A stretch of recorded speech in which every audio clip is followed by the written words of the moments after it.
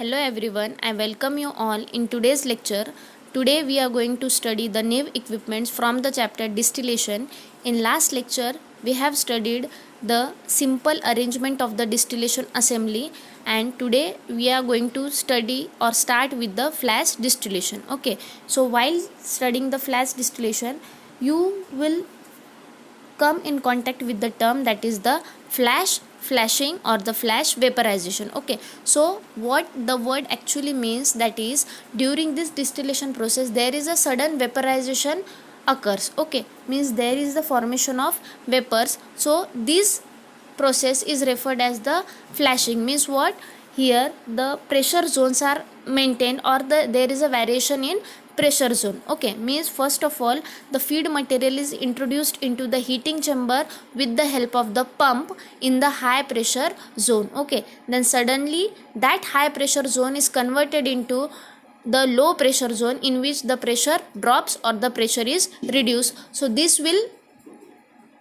helpful in the formation of the flashing or the flash vaporization. Okay, means here in case of the flash distillation the pressure zone are varied. Means first of all from the high pressure zone the low pressure zone is converted, and that conversion of that low pressure zone or that reduction in the pressure will result in the formation of the vapors, which is referred as the flash vaporization process. Okay, so flash distillation is defined as the process in which the entire liquid mixture is suddenly vaporized, which is termed as flashed, by passing the feed from high pressure zone to a low pressure zone. Okay, so generally flash distillation मतलब आप ख्याल में रखिएगा कि इसमें flashing होता है. Flashing मतलब क्या कि फ्लैश डिस्टिलेशन में सडन वेपराइजेशन होता है. क्यों? बिकॉज यहाँ पे प्रेशर का वेरिएशन जोन मेंटेन किया हुआ है. मतलब पहले फीड की एंट्री हाई प्रेशर से आप वो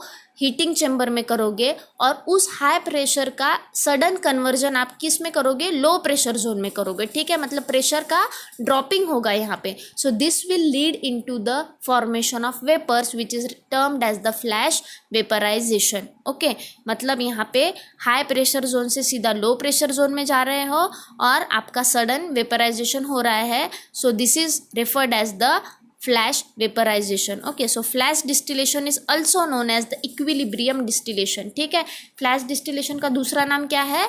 Equilibrium distillation. Why it is termed as equilibrium distillation? Because the separation is attempted when the liquid and vapor phases are in equilibrium. मतलब क्या कि यहाँ पे in this case of flash distillation हम क्या बोल रहे हैं कि यहाँ पे the liquid mixture is separated. Okay, finally आप क्या, सपोज फॉर एग्जांपल आप क्या कर रहे हो, एक आपके पास लिक्विड मिक्सचर है जिसमें नहीं क्या दो लिक्विड प्रेजेंट है ए और बी. ठीक है, तो यहाँ पे इस टेक्निक को आपने इक्विलिब्रियम डिस्टिलेशन भी क्यों कहा है? क्योंकि यहाँ पे ए और बी ये दो लिक्विड है जिसका एक मिक्सचर लिक्विड मिक्सचर बना है. तो उन दो लिक्विड का आप सेपरेशन क्या कर रहे हो? इनटू वेपर एंड लिक्विड में कर रहे हो, but in by maintaining their equilibrium condition, जो कि आपको आगे समझ में आएगा. ठीक है, जो कि आप प्रिंसिपल में देखोगे. So this is the basic introduction about the flash distillation. Let's move towards its principle now. Okay, so what actually happens in flash distillation? The hot liquid mixture is allowed to enter from the high pressure zone into the low pressure zone, and thus the entire liquid mixture is suddenly vaporized. ठीक है, यहाँ पे पूरा खेल किस चीज़ पे dependent है? That is here the high pressure zone is maintained, जहाँ पे हाई प्रेशर जोन को मेंटेन करते हुए फीड की एंट्री करोगे आप सिस्टम में, and suddenly pressure drop out होने के बाद आप क्या करोगे? उसका सडन वेपराइजेशन हो जाएगा. So this vaporisation is referred as the flash vaporisation. Okay, so the individual vapour phase molecules of high boiling fraction get condensed while the low boiling fraction remains as a vapor. मतलब समझ, अब इसका मतलब आपको explain करती हूँ. Okay, हमने क्या बोला है कि आपने you have taken the liquid mixture जिसमें कि two liquids are present, two different types of liquids are present.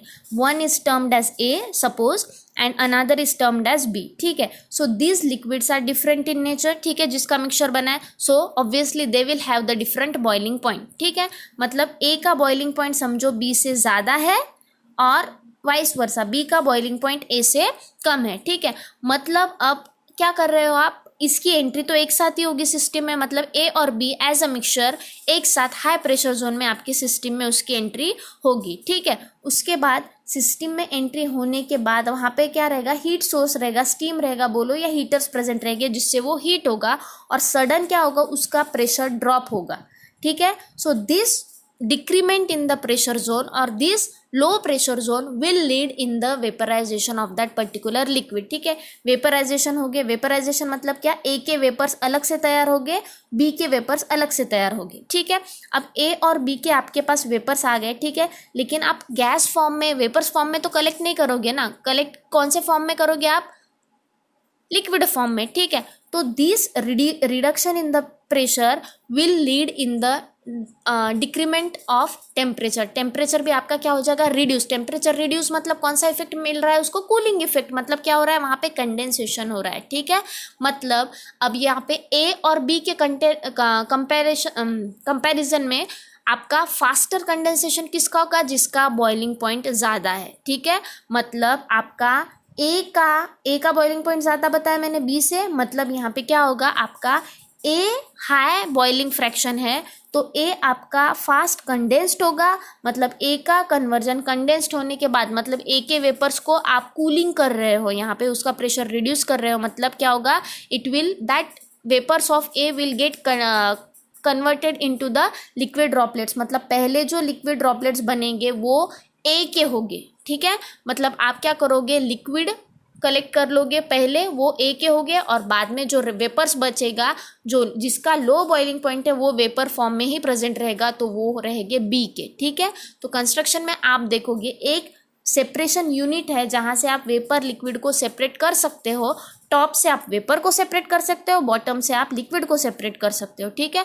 मतलब यहाँ से टॉप से आप सेपरेट करोगे आपके वेपर्स को, जो कि लो बॉइलिंग पॉइंट फ्रैक्शन आपका जो रहेगा बी, जिसको ज़्यादा देर लगेगा लिक्विड में कन्वर्ट होने के लिए, वो चुपचाप से वेपर फॉर्म में रहेंगे, जो कि टॉप से आप कलेक्ट कर लोगे, और जिसका हाई बॉइलिंग फ्रैक्शन है, जिसका ज़्यादा बॉइलिंग पॉइंट है, जो कि रहेंगे आपके ए, उसके वेपर्स फास्ट कंडेंस होकर चुपचाप से लिक्विड ड्रॉपलेट्स में कन्वर्ट हो जाएंगे, जिसको आप कलेक्ट करोगे फ्रॉम द बॉटम। इसलिए जो लास्ट लाइन यहाँ पे दी है, that is what does it mean, कि ये लाइन का मीनिंग क्या है, कि the individual vapour phase molecules of high boiling fractions get condensed, मतलब पहले वो लिक्विड ड्रॉपलेट्स में कन्वर्ट हो गए, and while the low boiling fraction remains as a vapour. So this is the principle, इसके बेसिस पे आपका क्या होगा, सेपरेशन होगा, ठीक है। Then next is the construction of your flash distillation, that is it consists of a pump which is connected to the feed reservoir। देखिए यहाँ पे it consists of a pump, ठीक है। So this pump is connected with the feed reservoir, okay। Pump helps in pumping the feed into the heating chamber with the certain pressure, ठीक है। High pressure zone pump will introduce your feed material, किस चीज़ के लिए pump है आपके construction में present, to pump the feed into this heating chamber, okay। The other end of the pipe is directly introduced into the vapor liquid separator through a reducing valve, ठीक है। Means क्या है, यहाँ पे एक पाइप का and तो यहाँ फीड से और पंप से कनेक्टेड है, अदर एंड किससे कनेक्टेड है, आपके यहाँ पे ये सिस्टम से, and this system is nothing but your vapor liquid separator and it is connected with your pressure reducing valve, okay। Then the vapor outlet is provided at the top of the separator and the liquid outlet is provided at the bottom, ठीक है। यहाँ पे क्या है, this vapor outlet is provided at the top of your system and at the bottom the liquid outlet is there। यहाँ से vapour collect करो, यहाँ से आपका लिक्विड कलेक्ट करो, okay. So this is the vapour separator, ठीक है। Now working is very simple, आपको डायग्राम में ही मैं एक्सप्लेन करती हूँ कि क्या होगा, कि first with the help of the pump your feed material is introduced into this system and it will come in contact with the heater and the steam inlet, okay। Suddenly the temperature of your feed will raise and this will go towards this pressure reducing valve, here the pressure is reduced in such a way that your what your liquid mixture get vaporized, means here the flash vaporization will takes place and these vapors are sent into this vapor separator. Okay, means here the A and B molecules are present. As the boiling point of A is higher than the B, means the high boiling fraction will get condensed and settle down at the bottom in the form of liquid droplets. यहाँ से आपका ये collect हो जाएंगे, and as the boiling point of your B molecules is lower than your A molecule, then it will remain as a vapor and get condensed, get collected from your vapor to condensate zone. Okay, so this is the working of your flash distillation, means the feed is pumped through the heater at certain pressure.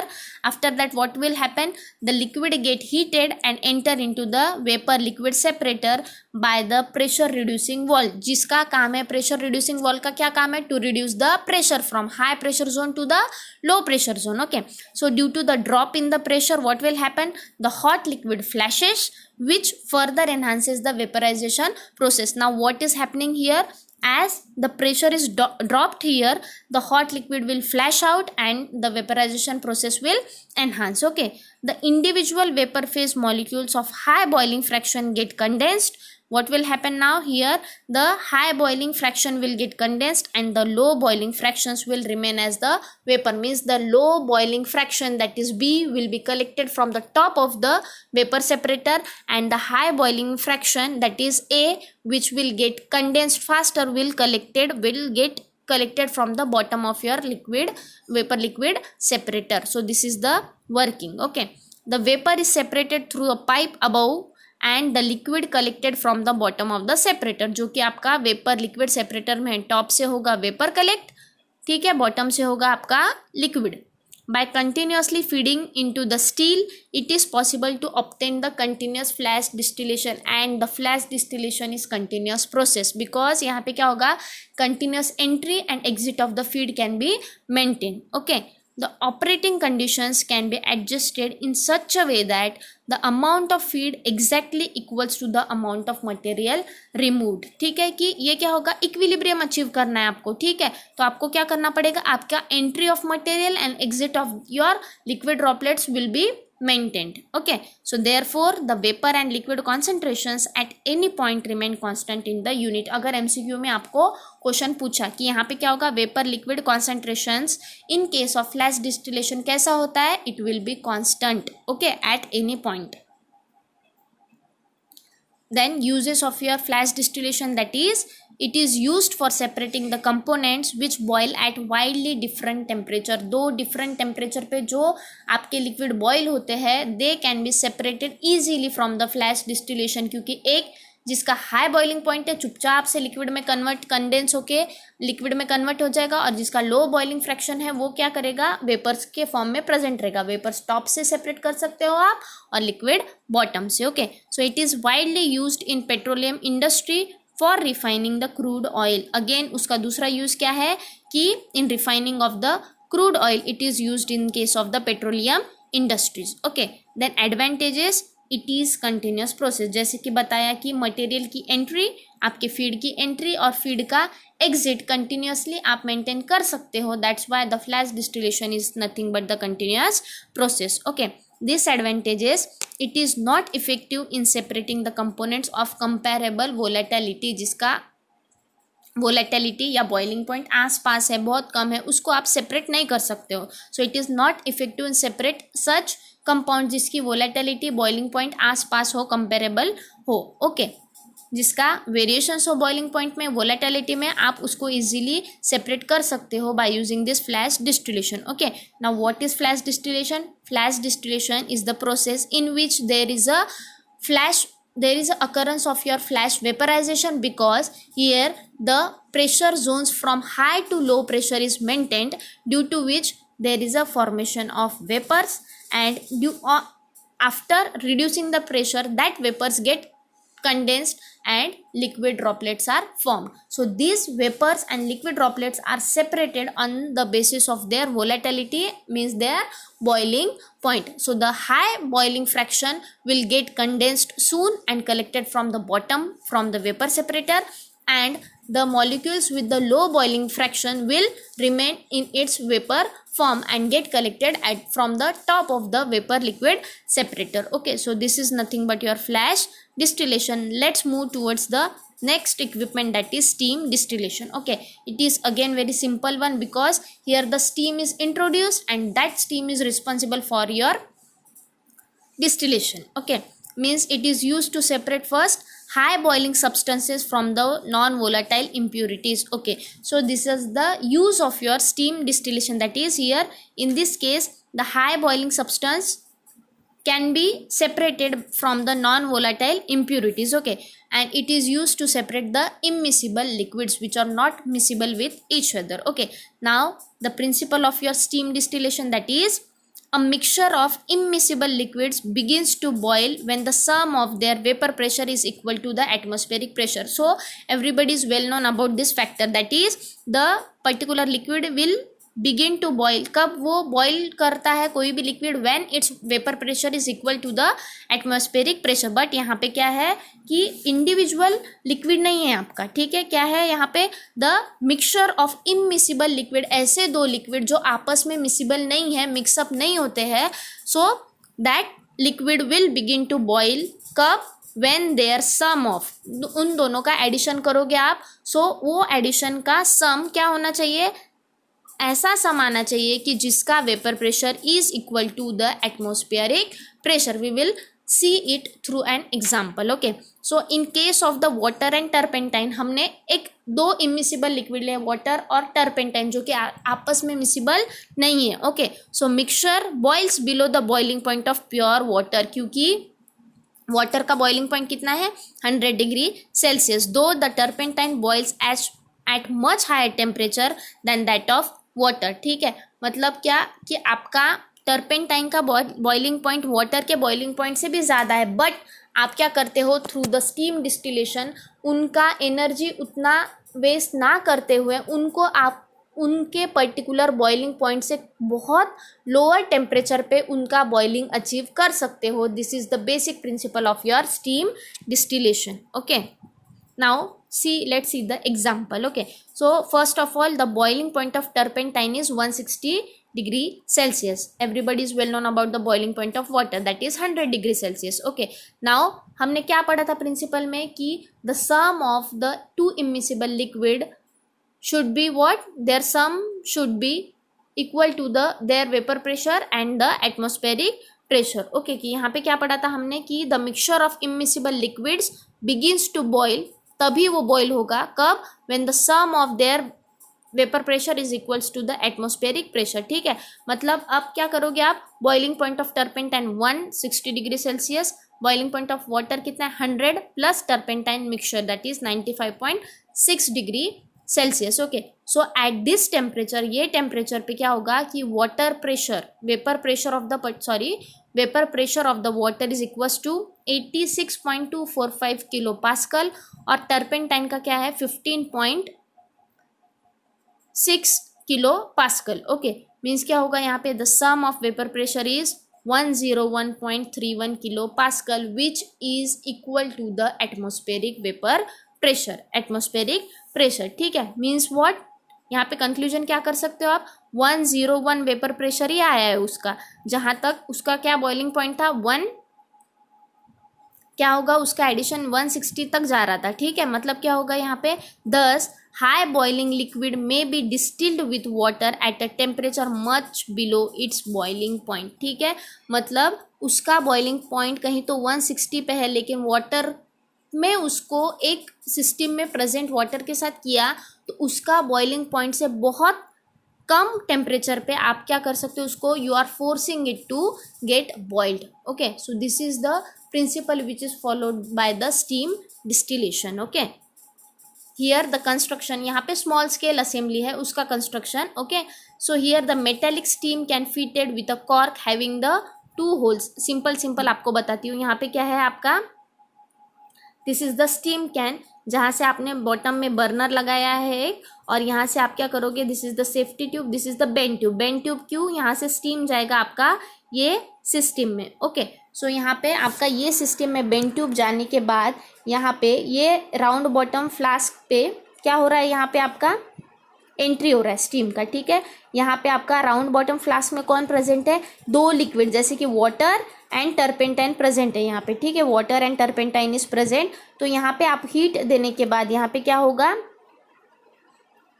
Vapours में form हो गए and again the rest of the principle is same, जैसे कि simple distillation में करते हो आप कि क्या होगा, यहाँ पे कंडेंस होगा, कूल होगा, कूल होने के बाद लिक्विड ड्रॉपलेट्स में आपको यहाँ से रिसीवर में आपको आपका मटेरियल मिल जाएगा, डिस्टिलेट आपका मिल जाएगा। Okay, so this is the simple principle of your steam distillation. Okay, एक metallic steam can fitted with the cork having two holes, एक तो सेफ्टी के लिए, अनदर आपका स्टीम का एंट्री राउंड बॉटम फ्लास्क में होने के लिए। Okay, safety tube inserted up to the bottom through one hole to maintain the pressure inside the steam can. This safety tube का क्या यूज है, टू मेंटेन द प्रेशर, आपके steam के can में मेंटेन करने के लिए। Okay, through other hole one bend tube is passed and the other end of this tube is connected to the flask containing your non aqueous liquid in which the tube is dipped, ठीक है, जिससे कि आपको steam को पास करना है through the bend tube. Bend tube का एक एंड आपका स्टीम कैन में है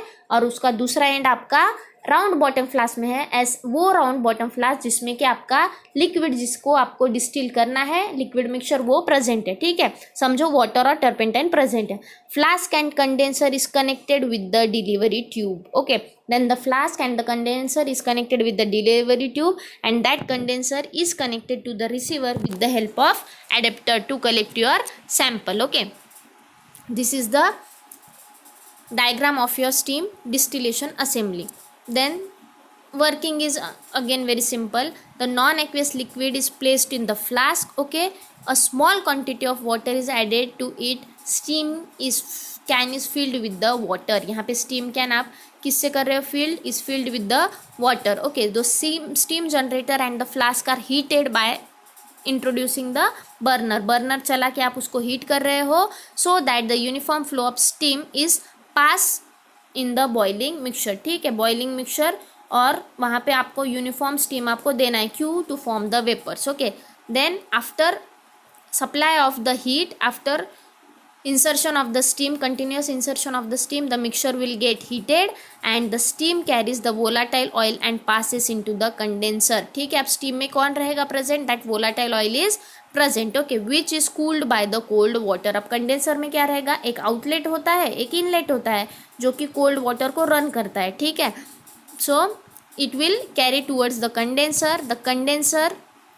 the condensed miscible liquid is collected by the receiver। अब कंडेंसर का क्या काम है, टू रिड्यूस द टेम्परेचर, ठीक है, टेम्परेचर रिड्यूस कर रहा है, मतलब क्या हो रहा है, the liquid vapors will get converted into the liquid droplets and it is collected at the receiver through the adapter। okay, in the receiver the water and immiscible liquid forms the separate layer। okay, अब obviously कि क्या है, miscible नहीं है, ये immiscible है, then what will happen, the water and the immiscible liquid मतलब water and turpentine will form the separate layer, जो कि बाद में separating funnel यूज करके आप separate कर सकते हो। Okay, so this is the principle and working of your steam distillation. Then next is the, अब जो हमने पढ़ा that is laboratory scale, small scale पे जो स्टीम डिस्टिलेशन असेंबली यूज होता है वो। Now we are studying the construction for industrial scale assembly which is principle तो सेम है दोनों का, ठीक है, सिर्फ यहाँ पे इक्विपमेंट लार्जर होगा। So it consists of a jacketed steel with a perforated bottom. This perforated bottom means consist of number of holes. Q किस चीज के लिए, for the entry of your steam. Okay, manholes are provided at the top and side for charging and discharging, means for the entry and discharge of your feed, that manholes are present into the system. Okay, a Florentine receiver is placed between the steel and condenser to receive the material. Okay, the condenser is cooled by circulating the cold water. Okay, so this is the arrangement of your industrial steam distillation assembly. यहाँ पे क्या present है, आपका perforated plate जिससे कि entry होगा आपके steam का। Okay, so this is the Florentine receiver और यहाँ पे this is nothing but the condenser. Working, the material from which the volatile oil has to be extracted is placed in the steel above the perforated plate। जो perforated holes present है उसके above आप वो material की entry कर दोगे through the क्या, manholes, okay, जो कि टॉप पे प्रेजेंट है. The steam is admitted to the jacket from the bottom. ठीक है, आपके स्टील यूनिट पे steam is introduced from the bottom. The water and the material present is still in the steel are heated to boiling, due to which the vapors will be formed. Okay, the steam carries the volatile oil and get condensed into the condenser. Condense हो रहा है मतलब temperature is reduced and the liquid droplets are formed, which is cooled by the cold water. The condensate are then collected into the receiver. Okay, so this is the simple principle of your industrial scale steam distillator. Same है, यहाँ पे steel unit use करते हैं सिर्फ बड़े large amount में, large equipment होता है. ठीक है, यहाँ पे size is larger. Then applications, it is use to separate the miscible liquids. Example water turpentine जो कि हमने पढ़ा है. ठीक है, और वाटर टर्पेंटाइन ये जो सेपरेशन होता है ये कौन से बेसिस पे होता है कि their sum should be means the sum of their vapour pressure should be equal to the atmospheric pressure. ठीक है, कि in case of the steam distillation the separation is carried out on the basis of the sum. ठीक है, अब उनका सम, उनका addition कैसा होना चाहिए कि उनका वेपर प्रेशर एटमोस्फेरिक प्रेशर के इक्वल में होना चाहिए. ठीक है, means it is use to separate the miscible liquid. Example is water, toluene extract. Okay, then the extract of volatile oil such as the clove oil, anise, eucalyptus oil, etc. It is used in case of the purification of essential oil like the almond oil. ठीक है, camphor is distilled by this method and aromatic water are prepared. So these are all the applications of the steam distillation. Okay, limitations, not suitable when the two immiscible liquid react with each other. मतलब दोनों inert चाहिए, अपना अपना काम करो, आपस में react मत करो. Okay, so at that time अगर आपस में रिएक्टिव हो गए वो, at that time this steam distillation is not used. Okay, so this is all for today's lecture. We have studied the two equipments, that is flash distillation and steam distillation. We have studied their introductory part, principle, construction, working, advantages, disadvantages and uses. So this is all for today. Thank you very much.